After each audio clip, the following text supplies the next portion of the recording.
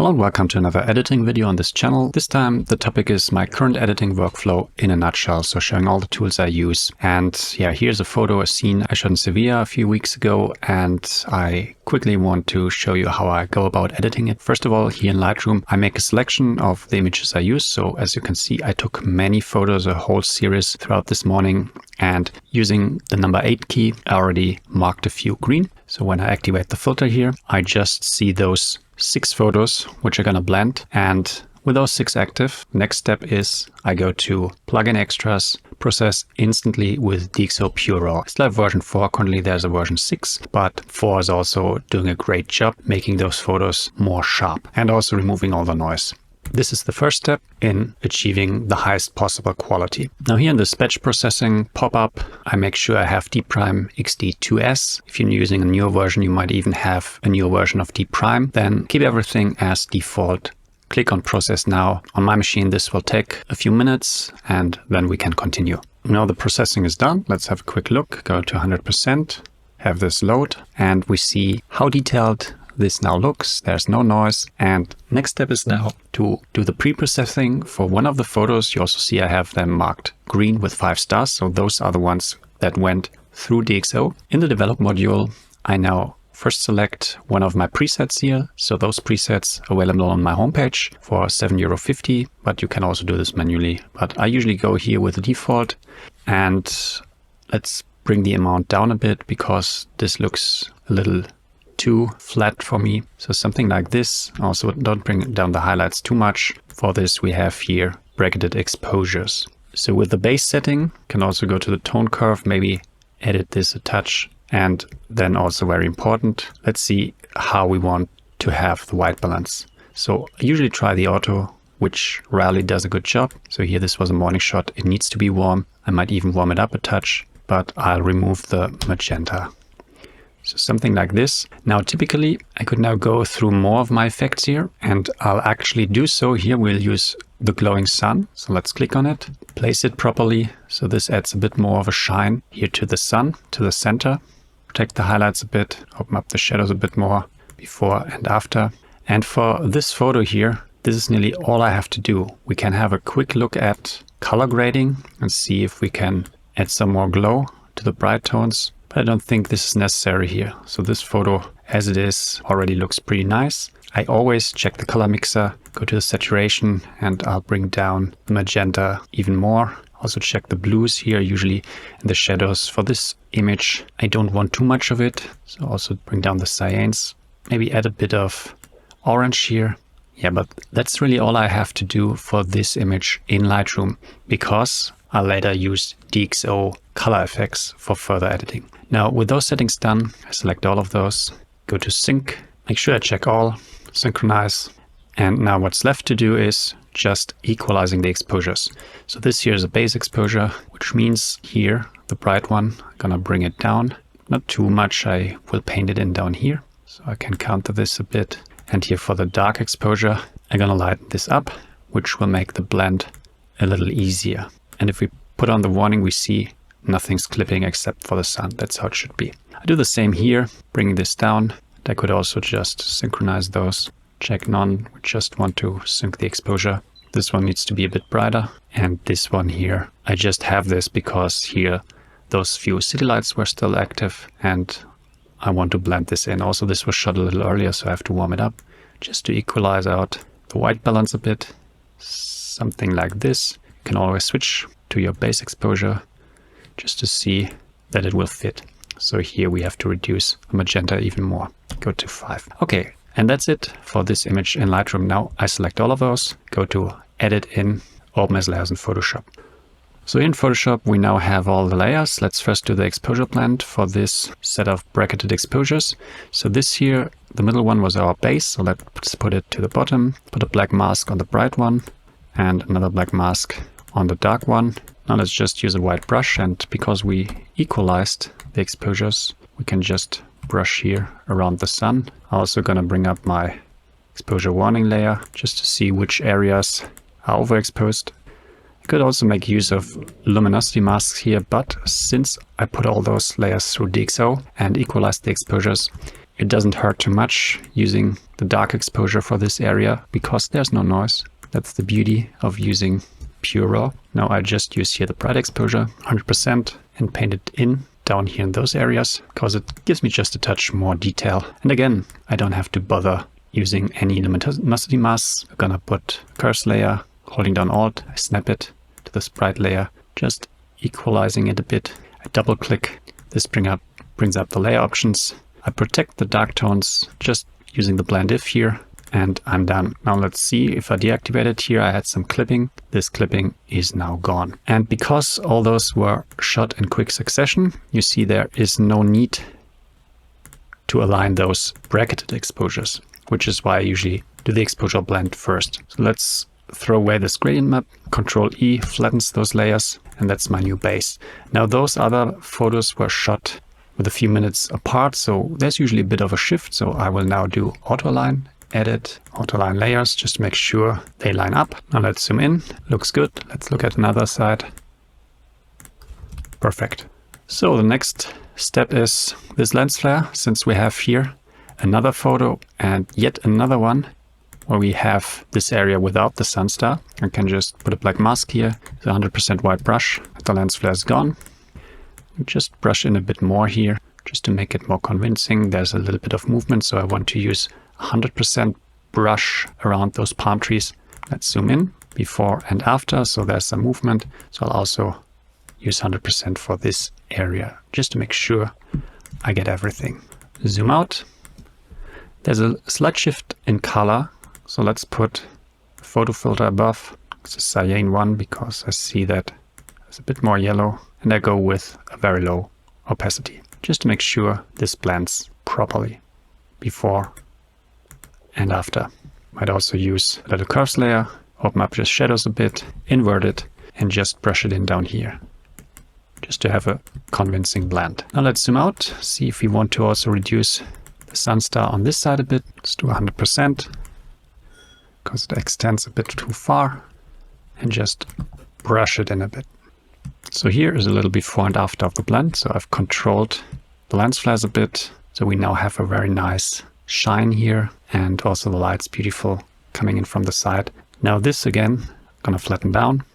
Next step, I actually won't need this layer. So let's just remove it. But what I want to do, I want to switch on those lights just to add a little bit more of interest. So I'll select this layer, set it to light mode, put a black mask on it, and now with a white brush, just paint in the lights. And I have videos on this technique, so if you check my channel, you'll find those. Now again, here's the before and the after. Just a little bit more interest. I'll actually switch off this lamp just to add a bit more interest to the final scene. Again, I'm gonna flatten it down, and now it's time for the cleanup. And for the cleanup, let's first create a new layer here and simply try the content aware healing brush here and see if we can remove this area. Yeah, it works a bit, but not too good. So let's undo this. Instead, try here the generative AI brush.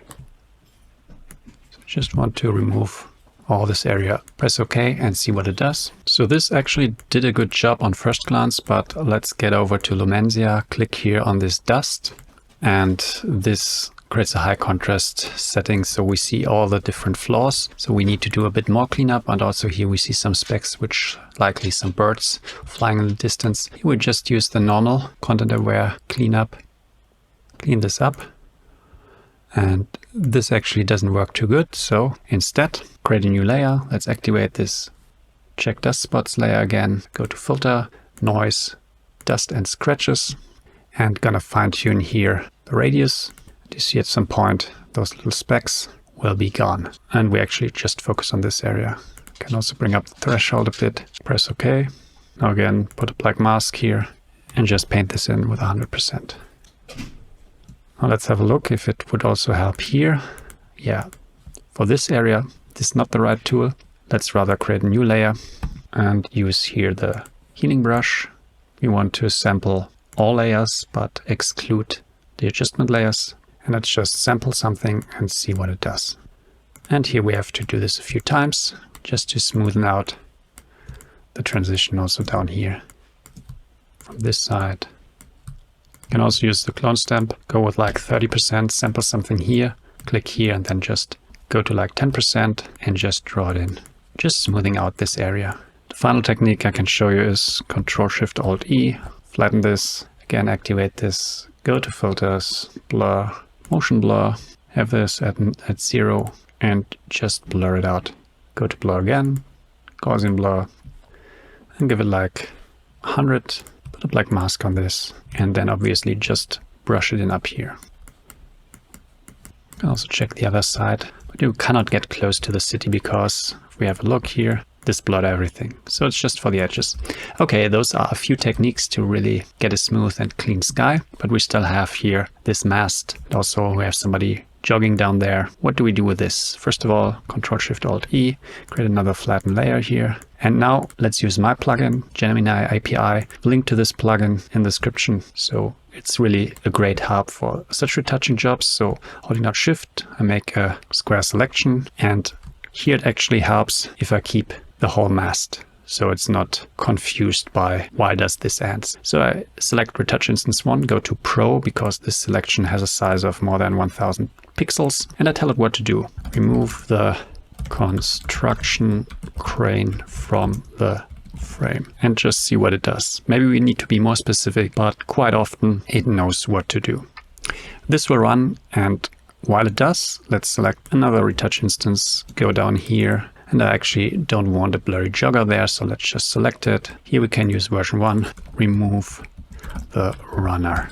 And here we have an invalid aspect ratio, so let's do again, square selection, run, and now this runs in parallel. Let's have a look around if we need to remove other areas, clean up other parts of the image. For example, here this is a little distracting, so let's select this, retouch instance, remove the blue ILH sign, and again I need to first deselect the old selection, otherwise it will not work, and have it run. You see those others are green, so let's have a look. Down here the runner is gone, Alt, putting a black mask here, and now just 100% brushing it out. Then let's see what it did here.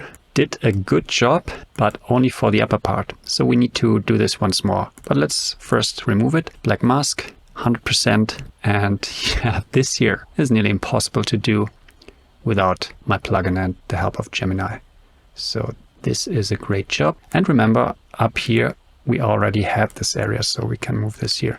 So this part is gone. As I said, down here we need to give it another try. Let's first see what it did with the sign. Yes, also great job, because this sign is a little too distracting. Let me zoom out and show you what I mean before and after. So yeah, it's much better. Okay, so last thing to deal with is this lower part of the crane. So it didn't clearly identify it. So let's make another selection here. Just focus on this area and be a bit more specific. Remove the part of the construction crane located behind the tree. So hopefully this is specific enough. So let's run this again. And actually this here doesn't look so nice. It's also not permanent. I'll also remove this. So let's create another selection. How do we describe this? So let's say remove the fabric hanging from the wall. Hopefully this is specific enough. Let's also use Pro, because Pro can do reasoning, so it's a bit better as version 1. And yeah, while we do this, let's see here before and after. So this time it worked. Let's zoom in, 100%, brush, and remove it. And yeah, it's impossible to do without the help of AI. And I knew I would remove this crane, otherwise I wouldn't have shot the photo like this. So here it's important to know the capabilities of what AI can do. And I was already developing my plugin, so I knew this is possible. Okay, so here it removed the fabric, but for some reason this sometimes happens. It made everything a lot brighter. So let's put a curves layer, clip it, make it darker, so it blends before and after. We also need to make it a bit less contrasty. Maybe add a little photo filter, like 1-2%. Put a black mask, and now, yeah, just paint it out. 100% white. And yeah, that's the magic of AI. And yeah, it's debatable if you should or should not do this. Thing is, I would retouch this anyway, and it would take me a lot of time to do so. And with AI, I can save a lot of time. So now let's have a look what my plugin did using the Gemini API before and after.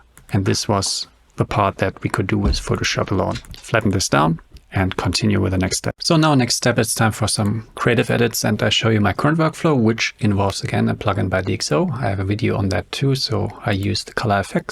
So let's click on it. And also let me quickly mention, I'm going pretty fast here. And also this is a simple image to edit. If you want to know a bit more about my workflow, about more sophisticated techniques, then I have tutorials on my homepage, like more than 10 hours, which you can watch. But here it's a simple image. I thought this would be good to just go through the workflow really quickly. So here in DxO, I have my favorites. One is Pro Contrast. So first, I'm gonna remove some color cast. Let's see, just a touch. And let's correct the contrast and add some dynamic contrast. So now here we want to protect the very dark tones. So let's grab one of those luminosity masks, press Alt and click on a very dark area. So this basically protects all those dark areas, but I let through some of the setting. And I also want to protect the very bright area. So I click here. Let's have a look again. So now this Pro Contrast is basically just applied to the midtones. So I can go a little farther here, also with the dynamic contrast before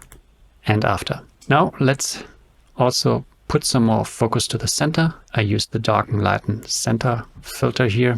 So here the edges, I can make them darker, but not too dark. The center, make it a little brighter before and the after. Now let's see what polarization does. Go to 100% strength. This looks not very good. Let's maybe add just a touch here. Add a vibrance, some warmth here, and I'll use here the elliptical mask, set it right here into the center where the sun is, and have this warmth radiate out from there.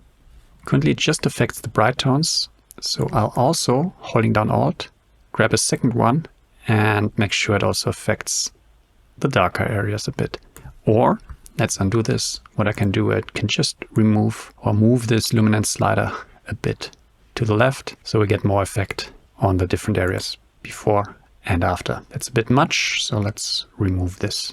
Now next, let's see here the contrast color range. And here, let's go with like 70% of everything else to 0. And here I can change the color, which is the base of this contrast. But I really wanted here on the reds, you see how this emphasizes this shine. And now I'm gonna reduce it a bit, just a touch. And yeah, those are just slight adjustments. So see the before and after, not too much, but more focused. So apply it. Now here's the before and after. Also, I noticed here a few more flaws, which I quickly removed using my plugin. So just a few prompts and gonna flatten this down. So this image is nearly done. Finally, let's see if it's straight, because I had my camera angled a bit and you see it's leaning a bit to the left. So let's just Control T, holding down Control and clicking down here, pull this out a bit and pull this one over a bit. Do it a bit more.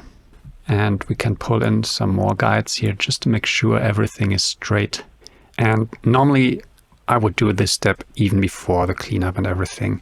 So right in the beginning, but I didn't notice at first. I noticed it now. So now it looks straight. So I'm gonna press Enter and see the before and after. And now it's time for some finishing touches. So just some cleanup of the colors, removing some color shifts and doing some minor effects. This will not be part of this little video. Finally, I'm gonna use the web sharpener by Andreas Resch to sharpen this image for web, and then I'm done. So I'm now gonna show you the final result. So, and here's the final version with the final cleanup. So just working a bit more on the atmosphere, color contrast, and yeah, let's zoom in so you see how it looks at 100%, because for my editing, it's also important to achieve high quality results. So we have all the details, which is largely to be attributed to the use of DxO PureRAW. And then the whole rest of my workflow is focused on maintaining that detail while improving the overall atmosphere in the image. Okay, that's it. So if you're interested in any of the plugins, for example, here my retouching plugin or DxO, I have links in the description and hope you liked it. If so, leave a thumbs up, comment if you have ideas for future videos, and see you in the next video. Bye.